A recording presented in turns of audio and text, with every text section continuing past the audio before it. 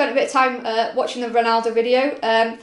It gives a little bit of an insight into, you know, the development of talent. We're now going to move on to look at the best way to develop sport talent and the different kind of approaches and systems and structures in place to enable that talent development.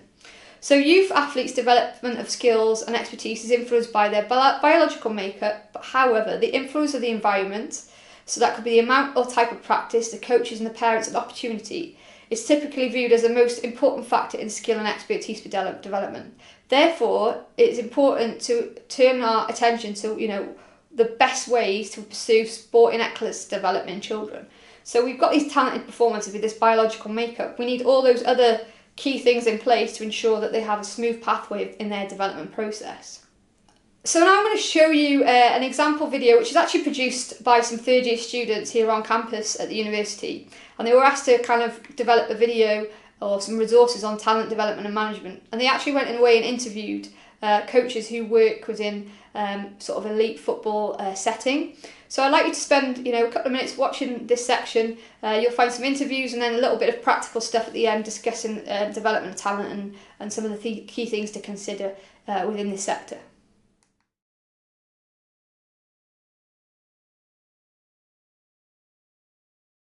Yep. For us, the Academy exists for talent development. In the context of football, it's different to athletics, but in the context of football, what we're trying to do is produce professional football players. Ideally at this club, but if it's not at this club, then it may be that they're worth a significant amount of money elsewhere. So talent development is fundamental to what we do. The Academy exists for that purpose solely. So in many ways we're the embodiment of what you're looking for, because that's why we exist. How we do it is the more challenging question. Whether we do it or not, we definitely do it. How we do it in a variety of ways, and nobody really knows the best way, because unlike my background, I'm an athlete and an 800-meter runner. Now when I would do my 800-meter training, my coach would tell me what was needed when I train, how much I'd train, what volume, what intensity, and all those sorts of things, when I'd race, what I'd aim for. The individuality of that is fantastic because you get a very personalised program. When you have talent development within a framework of 11 players, that changes slightly. Because although it still has that very individual bias, where we have to make sure that this player who's standing out now, that we put a pathway in place that gives him the best chance of becoming a professional football player, he's within a group of 11 players, or however many the squad may be, and so you're having to do multiple parts of it. But for us, we use a model that is pretty much tried and tested across the UK, which we're currently trying to change. And the first thing we're trying to change, we believe there is a playing framework within which the players develop. Now, if you're not into football, that will make a damn bit of sense to you. But basically, we have a playing style. Our playing style dictates how we play. Our players are developed so they fit within that playing style.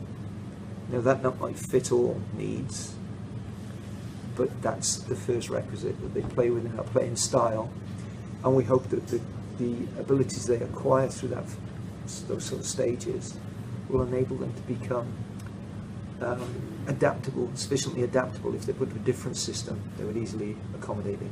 So the first thing would be the basics of football.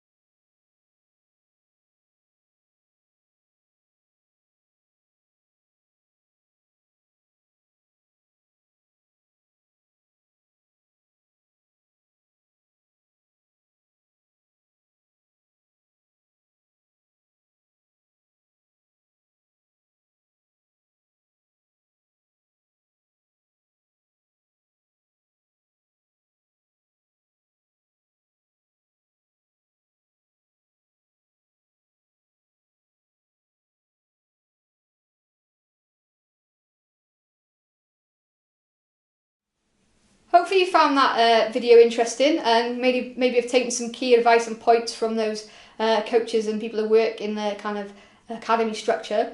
I'm now going to quickly kind of recap some key points around deliberate practice and what it needs to be, and which hopefully should influence and link to some of the key points made throughout that session. Ideas about the length of activity to training to build expertise have been, have not such as rigid standards in terms of 10 years, 10,000 hours of grueling and enjoyable practice, and starting the kids as early as possible. An inflexible, deliberate practice and early technical training approach by practitioners is not always appropriate for and maybe even harmful for young athletes. So newer sports with fewer competitors may provide opportunity for athletes to reach their elite status with fewer hours. So I can give you lots of examples of where, different countries have used this fewer competitors to kind of, identify talent and fast track people. So Australia created a specific talent ID program and immersed 10 athletes into intense training for skeleton, a winter sliding sport that was introduced in the 2002 Olympics.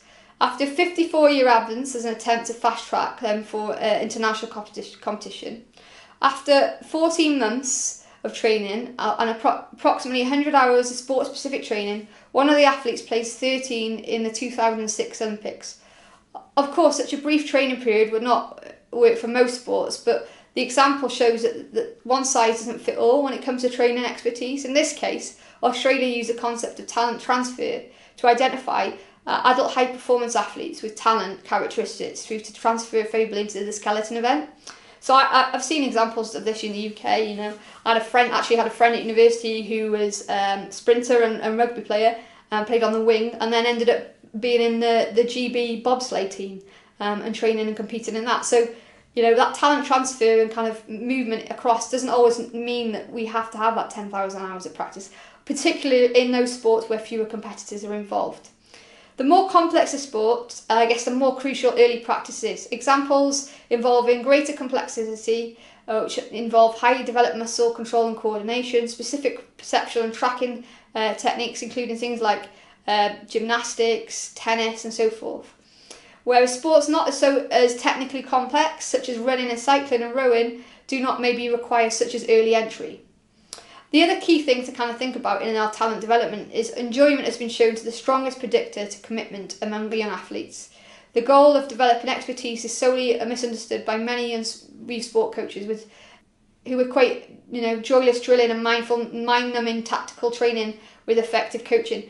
So in terms of talent development, there's these additional things to consider when we're working in sports. So can we bring other performers across with talent transfer, but also making sure that the talent development process has some enjoyment and fun within it.